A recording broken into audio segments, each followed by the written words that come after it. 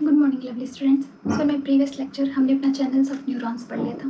कितने टाइप के चैनल्स होते हैं न्यूरॉन्स में, नर्व में, कितने गेट्स होते हैं, ये सब मैंने प्रीवियस लेक्चर में आपको पढ़ा दिया है। आज का हमारा टॉपिक है कि ये जो नर्व इम्पल्स जनरेशन है, ट्रांसमिशन और कंडक्शन कैसे होता है। ओके, देखिए what is difference between generation, transmission and conduction.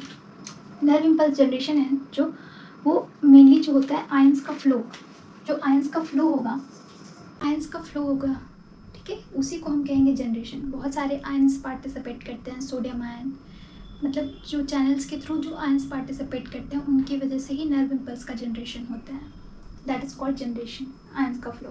Transmission, देखिए जैसे ये inner first nerve and this is your second nerve, तो एक नर्व से दूसरे नर्व तक जो जनरेशन होता है, मतलब यहाँ से जो नर्व इम्पल्स का ट्रांसफर होगा उसी को हम क्या कहेंगे, ट्रांसमिशन। ठीक है, वन नर्व से सेकेंड नर्व तक जो ट्रांसफ़र होगा नर्व इम्पल्सेस का, उनको हम क्या कहेंगे, ट्रांसमिशन। कंडक्शन किसको कहते हैं, जैसे मान लीजिए आपका एक्सॉन है, तो एक्सॉन में एक्सोलिमा पे जो ट्रांसफ़र होगा one place to another place, जो नर्व कंडक्ट ये होगा, नर्व इम्पल्सेस का transfer one place to another place on axolemma, तो उसको हम कह देंगे conduction. I hope this will be clear to you. What is generation, what is transmission, and what is conduction. That is difference between generation, transmission and conduction. अब देखिए, अब ये जो ट्रांसमिशन, जनरेशन और कंडक्शन है वो कैसे हो रहा है हमारी बॉडी में, ठीक है। तो इसके लिए बहुत सारे क्या कहते हैं आपको टर्मिनोलॉजीज पढ़नी पड़ेंगी जिनसे ये नर्व इम्पल्स जनरेशन हो रहा है। तो first is your resting membrane potential, इसको शॉर्ट फॉर्म में आप कहते हो RMP। What, RMP। और RMP जनरेट किस पे होता है, किसी वोल्टेज पे जनरेट होगा, ठीक है, किसी स्टिमुलस पे। तो 97 मिली वोल्ट के रेस्टिंग मेम्ब्रेन पोटेंशियल अचीव होता है। अब ये रेस्टिंग मेम्ब्रेन पोटेंशियल होता क्या है, देखिए आपकी जो नर्व इम्पल्स का जो जनरेशन है वो अभी आपका रेस्टिंग फेज में चल रहा है, मतलब अभी कोई नर्व इम्पल्स जनरेट नहीं हो रही है। There is no generation of any nerve impulses there, ठीक है। तो रेस्टिंग मेम्ब्रेन पोटेंशियल में कोई भी नर्व इम्पल्स का जनरेशन नहीं होता है। और ये जनरेशन कब नहीं होगा, जब आपकी नर्व सेल -70 मिली वोल्ट का पोटेंशियल अचीव कर रही है, ठीक है। तो this is very very important. और ये जो अचीवमेंट है आपकी -70 मिली वोल्ट के स्टिमुलस की, तो उस टाइम पे आप ये, मतलब रीज़न क्या है इसका रेस्टिंग मेम्ब्रेन पोटेंशियल को अचीव करने का, रीज़न ये है कि आपका पोटेशियम लीकी चैनल्स बहुत ही अधिक अमाउंट में है as comparison to sodium leaky channel की। मतलब आपका आउटर साइड में सोडियम का अमाउंट, पोटेशियम का अमाउंट क्या है, बहुत ज़्यादा है एज़ कंपेरिजन टू इनर के। तो ऑब्वियसली जब पोटेशियम आयन आउटर मेम्ब्रेन में एक्स्ट्रा सेलर फ्लूइड में ज़्यादा है, ये मैंने प्रीवियस लेक्चर में आपको बताया है कि एक्स्ट्रा सेलर फ्लूइड में पोटेशियम आयन ज़्यादा है, तो उस टाइम पे क्या होगा, यस, पॉजिटिव चार्ज बाहर आ जाएंगे और नेगेटिव चार्ज आपके अंदर जनरेट हो जाएंगे, क्योंकि पॉजिटिव आयंस बाहर जाता है as comparison to internal environment के। So this stage is called also polarized state. Okay, so RMP कब जनरेट होता है, -70 मिली वोल्ट पे। फर्स्ट क्वेश्चन, किस चैनल की वजह से, पोटेशियम लीकी चैनल की वजह से। एंड सम आपके NCERT में दिया हुआ है due to sodium potassium pump की भी ये एक्टिवेट होता है। अब देखिए सोडियम पोटेशियम पंप का मतलब मैंने आपको बताया प्रीवियस लेक्चर में, सोडियम पोटेशियम पंप कैसे वर्क करता है, ऑब्वियसली एक्टिव ट्रांसपोर्ट करता है ये ATP के थ्रू। ये क्या हो जाएगा, 3 सोडियम आयन बाहर जाएंगे और 2 पोटेशियम आयन आपके इनफ्लक्स होंगे। तो ऑब्वियसली यहाँ पे भी क्या हो रहा है, 3 सोडियम आयन बाहर जा रहा है, मतलब पॉजिटिव चार्ज बाहर ज़्यादा जनरेट हो रहा है as comparison to inner environment के। सो ये भी क्या कर रहा है, पार्टिसिपेट कर रहा है आपका पोलराइज स्टेट अचीव करने में या RMP अचीव करने में।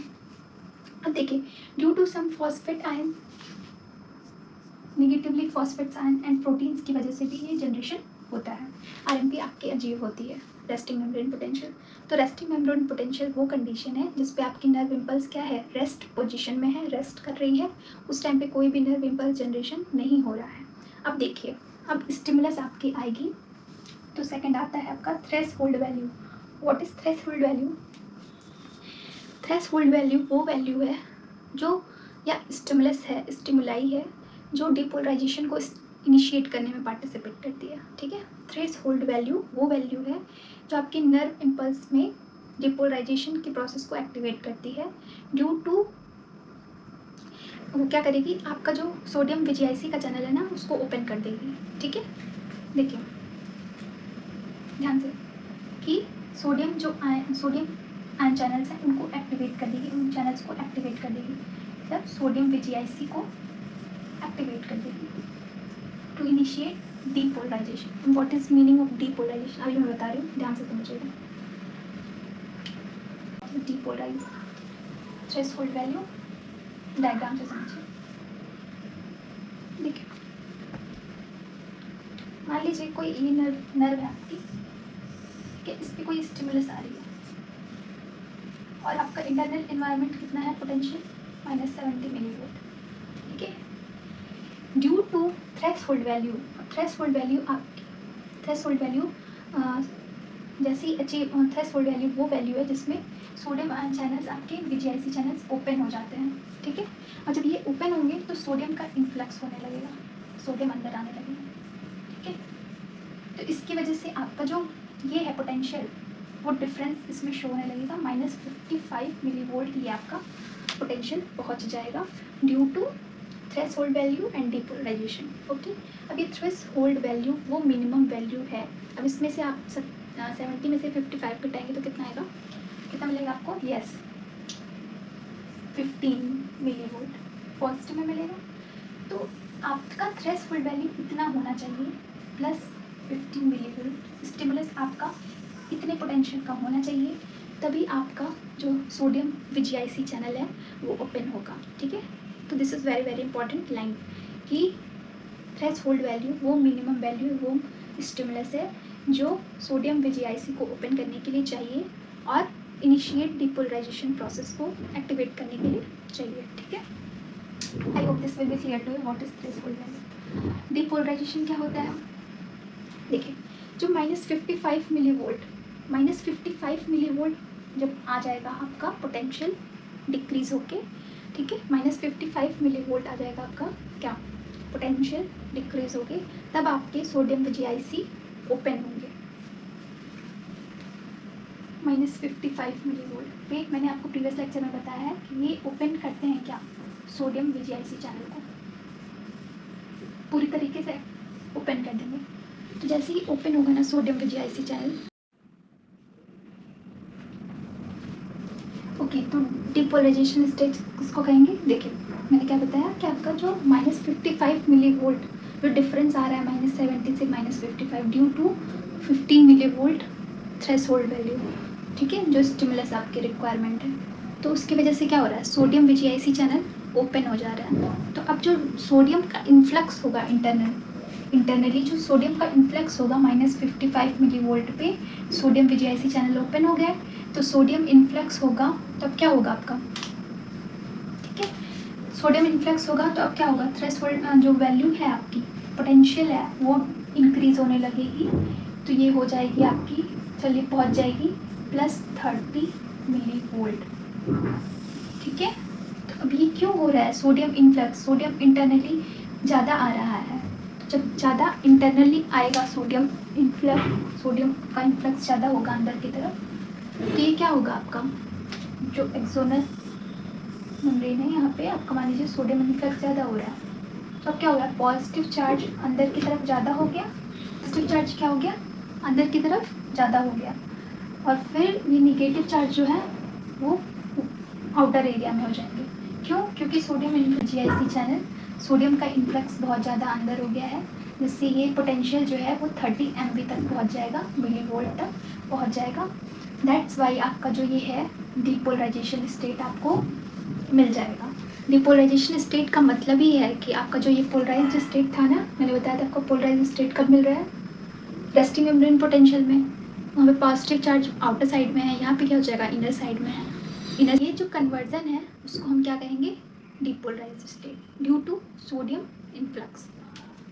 तो यही मैंने लिखा है, मतलब डायग्राम के थ्रू उसको बता दें। पोटेंशियल क्या होता है, देखिए due to fast sodium influx voltage increases up to 30 millivolt to 45 millivolt. अब ये वेरिएशंस आते हैं, बस 30 मिलीवोल्ट तक नहीं रहेगा, ये 30 मिली वोल्ट तक ही नहीं रहेगा, फिर 45 मिली वोल्ट तक जा सकता है।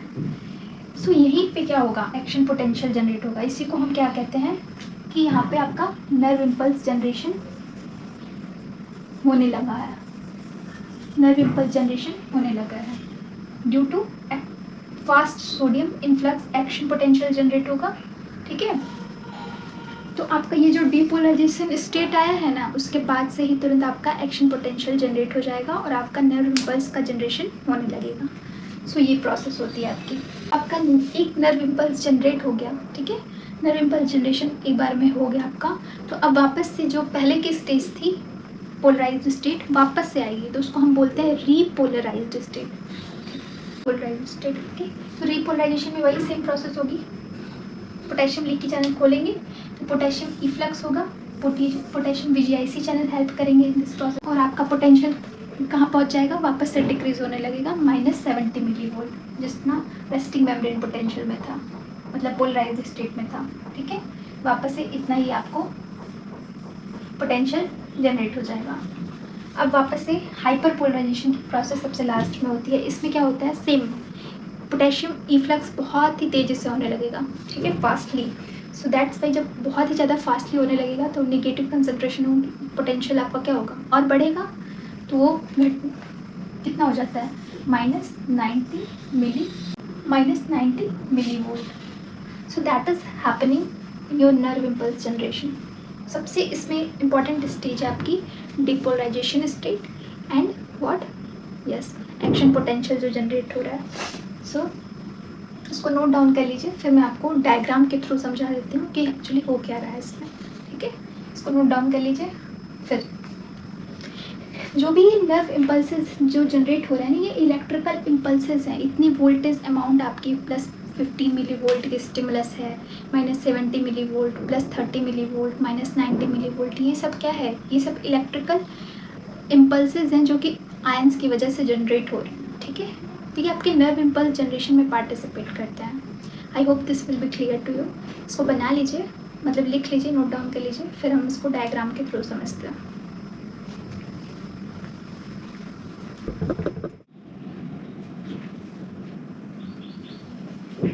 ओके, तो नेक्स्ट हम देखिए डायग्राम देखते हैं। डायग्राम में मैंने बताया आपको कि स्टिमुलस आपका ये मान लीजिए RMP है, -70 मिली वोल्ट पे क्या है आपका रेस्टिंग मेम्ब्रेन पोटेंशियल। ठीक है, जनरेट हो रहा है, मतलब यहाँ पे अभी कोई नर्व इम्पल्स का जनरेशन नहीं होगा, रेस्ट स्टेज में है हमारी नर्व। ठीक है, अब देखिए जब मैंने कहा कि स्टिमुलस यहाँ पे आ रहा है आपका, अब इस पे नर्व पे कितने मिली वोल्ट का, +15 मिली वोल्ट का जब नर्व इम्पल्स स्टिमुलस आएगा तो क्या होगा, एक थ्रेश होल्ड वैल्यू आपको मिलेगी -55 मिली वोल्ट की। ठीक है, थ्रेश होल्ड वैल्यू मिलेगी जिसपे आपका सोडियम आयन का इन्फ्लक्स जनरेट होगा। तो अब नेक्स्ट डायग्राम में देखिए, आपका मान लीजिए यहाँ पे सोडियम इन्फ्लक्स होने लगा, तो सोडियम इन्फ्लक्स की वजह से क्या हो जाएगा, पोटेंशियल कितना जनरेट हो रहा है, पॉजिटिव में चेंज हो जाएगा, जिससे डिपोलराइजेशन स्टेट आपको मिलेगी। ठीक है, +30 मिली वोल्ट पे डिपोलराइजेशन स्टेट आपकी स्टार्ट हो जाएगी। तब अंदर का कंडीशन क्या हो जाएगा, आपका पॉजिटिव आ जाएगा और बाहर क्या हो जाएगा, एक्स्ट्रासेलुलर फ्लूइड में निगेटिव। अब जब यहाँ पे ये अचीव हो गया नर्व इम्पल्स, आपका एक्शन पोटेंशियल जनरेट हो गया, नर्व इम्पल्स जनरेट हो गया, तब ये आगे कंडक्शन की प्रोसेस करेगी, नर्व इम्पल्स को कंडक्ट करेगी आगे की तरफ। तो ये +30 मिली वोल्ट जो है वो आगे की तरफ ट्रांसफ़र हो जाएगा। तो that is happening here. I hope this will be understand. जो मतलब मैंने आपको पढ़ाया है ना, वो बस डायग्राम के थ्रू समझा रही हूँ कि ये RMP है आपका, रेस्टिंग मेम्ब्रेन पोटेंशियल है, यहाँ पे कोई जनरेशन नहीं हो रहा है। फिर स्टिमुलस आएगी +15 मिली वोल्ट की, तो आपका ये घट के कितना हो जाएगा, -55 मिली वोल्ट हो जाएगा। तो इस पर क्या होगा, -55 मिली वोल्ट जो थ्रेश होल्ड वैल्यू है उस पर ये कैसा स्टेज आपका, पोलराइज स्टेट है, ये भी पोलराइज स्टेट है, ये भी पोलराइज स्टेट है, ये आपकी थ्रेशोल्ड वैल्यू है। इस पर सोडियम VGIC आपके ओपन हो जाएंगे, तो सोडियम का इन्फ्लक्स होगा, तो +30 मिली वोल्ट आपका क्या हो जाएगा, पोटेंशियल रिसीव होगा। तो जब ये पोटेंशियल आता है जिसकी वजह से आपका एक्शन पोटेंशियल जनरेट होता है, पहले 0 जाएगा फिर +30 जाएगा। ठीक है, फिर उसके बाद से जब एक्शन पोटेंशियल जनरेट होता है तो उसी टाइम पे नर्व इम्पल्स आपका जनरेशन होता है। ठीक है, डिपोलराइज स्टेट के बाद। तो ऐसे नर्व इम्पल्सेस का कंडक्शन होगा from one place to another place, ऐसे ऐसे। तो ऐसे ही ट्रांसफ़र होगा आपका। नेक्स्ट स्टेज में क्या हो जाएगा, फिर रिपोलराइजेशन की प्रोसेस में सेम होगा। ठीक है, रिपोलराइजेशन के प्रोसेस में आपको क्या हो जाएगा, वापस से रिपोलराइजेशन के प्रोसेस में क्या होगा, नर्व कंडक्शन आपका यहाँ पे आ गया तो यहाँ पे क्या आएगा, कितना मिलेगा आपको, -90। क्यों 90 मिलेगा, ध्यान से समझिए, 30 - 70 है ये पोलराइज स्टेट, ये पोलराइज स्टेट। अब ये बताइए कि ये कैसा स्टेज है, डीपोलराइज्ड है, +30 मिलीवोल्ट क्या है, डीपोलराइज स्टेट है। This is your polarize state, polarize state, ठीक है। अब यहाँ पे डीपोलराइज स्टेट आ जाएगा आपका, ये पोलराइज स्टेट, ये पोलराइज स्टेट। अब देखिए यहाँ पे ये पोलराइज स्टेट, ये पोलराइज, ये डीपोलराइज, ये कौन सा स्टेज होगा, हाइपर पोलराइज्ड। सोडियम VGIC जब बंद होते हैं तभी तो आपका ये 30 मिलीवोल्ट आपका अचीव होता है potential due to sodium VGIC। अब एक्शन पोटेंशियल के बाद जब रीपोलराइजेशन की प्रोसेस होती है तो पोटेशियम क्या हो जाता है, निकलने लगता है आउटर एरिया में, मतलब एक्स्ट्रा सेलुलर फ्लूइड में पोटेशियम क्या होगा आपका, बाहर की तरफ इफ्लक्स होने लगेगा। तो दैट्स वाई ये पोटेशियम के निकलने से क्या होगा, बाहर का एरिया जो हो जाएगा वो पॉजिटिव हो जाएगा, अंदर का एनवायरनमेंट फिर से कैसा हो जाएगा, निगेटिव हो जाएगा। फिर -70 millivolt resting membrane potential repolarise होने से पहले वो हाइपर पोलराइज होता है, क्योंकि पोटेशियम निकलते निकलते क्या हो जाता है, बहुत फास्टली निकलने लगता है, तो जैसे तुरंत ही आपका हाइपर पोलराइज स्टेट आ जाती है ड्यू टू दिस, ठीक है। तो यहाँ पे मैंने क्या लिखा है, -90 मिलीवोल्ट। वैसे बुक्स में आपके यही दिया है कि पहले रीपोलराइज स्टेट आता है फिर हाइपरपोलराइज्ड आता है, मैंने क्यों नहीं बताया। देखिए अब क्या होगा, वापस से नर्व कंडक्शन यहाँ पे आएगा आपका सेम, ध्यान से देखिएगा, -70 है, यहाँ पे आ जाएगा आपका +30। अब देखिए ये -90 और ये -70, ये आपका क्या हो जाएगा, repolarized state. This is your hyperpolarized state, this is your depolarized state, ठीक है, and this is your polarized state. यही हो रहा है। मैंने क्यों इसको रीपोलराइज्ड स्टेट को पहले नहीं रखा, देखिए जो डीपोलराइज्ड स्टेट है ना, जब यहाँ से नर्व इम्पल्स को आपको आगे की तरफ जनरेट करवाना है, आगे की तरफ भेजना है नर्व इम्पल्स को, लेकिन जब ये स्टेट दोनों तरफ आपको -70 दोनों तरफ मिलने लगेगी तो ये कंफ्यूज हो जाएगा स्टेट, ठीक है। तो कंफ्यूज हो जाएगा कि मुझे आगे की तरफ ट्रांसफ़र होना है कि पीछे की तरफ। दैट्स वाई पहले आपकी हाइपर पोलराइज स्टेट आती है, लेकिन आपके बुक्स में यही दे रखा है कि पहले रीपोलराइज स्टेट आती है। तो दैट्स वाई मैं डायग्राम में वही बताऊंगी आपको, ताकि आप कंफ्यूज मत हो। NCERT में ये दे रखा है, तो ध्यान से देखिएगा। तो दैट इज़ हैपनिंग हियर, ये आपकी जो सीक्वेंस है आपको याद रखना पड़ेगा कि पहले RMP आता है, फिर थ्रेशोल्ड वैल्यू -55 पे +15 मिलीवोल्ट पर जब मतलब आता है आपका स्टिमुलस, तो ये -55 पर हो जाता है थ्रेशोल्ड वैल्यू, जिस पे आपका डिपोलराइजेशन स्टेट इनिशिएट होगा सोडियम इन्फ्लक्स की वजह से। तो +30 आपका पोटेंशियल जनरेट हो जाएगा, +30 आपका पोटेंशियल जनरेट हो जाएगा। फिर उसके बाद से आपका रिपोलराइजेशन एंड फिर वापस से हाइपरपोलराइजेशन की प्रोसेस होती है। सो ऐसे आपका नर्व इम्पल्स का जनरेशन होता है। अब देखिए यहाँ पे डायग्राम देखिए, सो ये आपके बुक में दिया हुआ है कि कैसे जनरेशन हो रहा है। This is your RMP,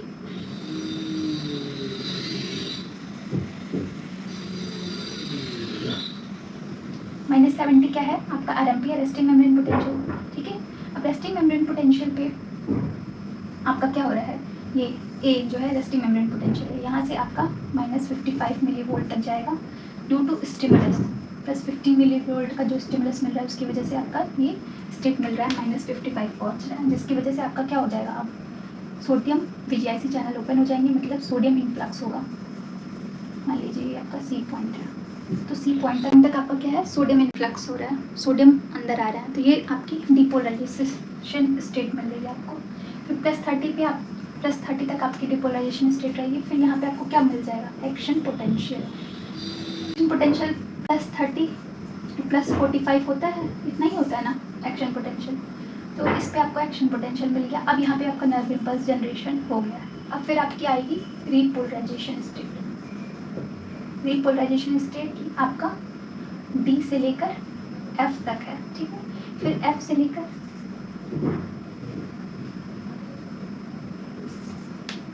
G तक आपका क्या आ जाएगा, वापस से आपका क्या आ जाएगा, हाइपरपोलराइजेशन स्टेट। तो this is happening here, hyperpolarization state. So repolarization state फिर hyperpolarization state. I hope this will be clear to you. F तक क्या हो रहा है आपका रिपोलराइजेशन स्टेट, फिर एफ के बाद से क्या हो जाएगा जी तक आपका, जी तक आपका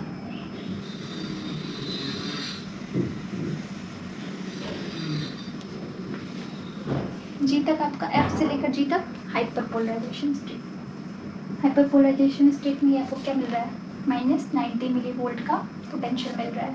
तो ये सब वोल्टेज का अमाउंट है इधर, इधर टाइम है आपका।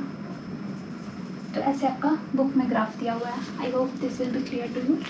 फिर से देखिए ध्यान से, मैंने क्या बताया कि आरएमपी जो है -70 मिली वोल्ट पर रेस्टिंग मेम्ब्रेन पोटेंशियल है आपका।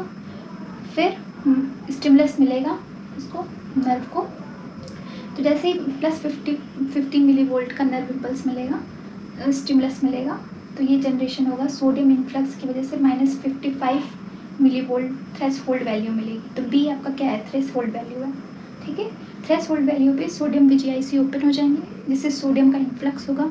तो यहाँ से यहाँ तक सी तक आपका सोडियम VGIC ओपन है, तो आपका ये +30 मिली वोल्ट का जनरेशन हो रहा है। तो जैसे ही +30 मिली वोल्ट मिलेगा तो आपका एक्शन पोटेंशियल जनरेट होगा, जो आपके नर्व इम्पल्स को जनरेट करवाएगा। उसके बाद से जब नर्व इम्पल्स जनरेशन आपका हो गया, तो उसके बाद से आपका रिपोलराइजेशन स्टेट आएगी -70 मिली वोल्ट वाली, ठीक है। वापस से आ रही है ना -70 मिली वोल्ट। ये आप ये वाला रख लो, सॉरी ये रख लो यहाँ पे।